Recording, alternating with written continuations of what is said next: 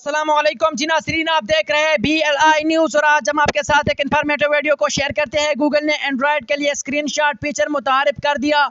Google ने Android के लिए स्क्रीनशॉट फीचर मुतारिफ कर दिया। गैर मुल्की खबर रसा एजेंसी के मुताबिक गूगल क्रोम ने सारिफिन के लिए बहुत ही कारआमद फीचर मुतारिफ कर दिया है।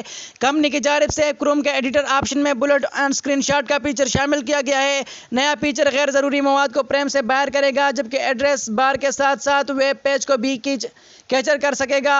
एंड्रॉयड सारिफिन के लिए नया फीचर शेयर मेनू के ऑप्शन में स्क्रीनशॉट के तौर पर मौजूद है, जिसके तहत अब सारिफिन किसी भी वेब पेज का स्क्रीनशॉट ले सकते हैं, साथ ही उसमें बआसानी तब्दीली भी कर सकते हैं। दुनिया के मकबूल तरीन search engine Google Chrome computer समेत एंड्रॉयड सिस्टम से चलने वाले मोबाइल फ़ोन्स के लिए भी एक मकबूल तरीन ब्राउज़र है और यही वजह है कि कंपनी सारिफिन की दिलचस्पी बढ़ाने के लिए आए रोज़ मुख्तलिफ और दिलचस्प फीचर्स पर काम करती रहती है।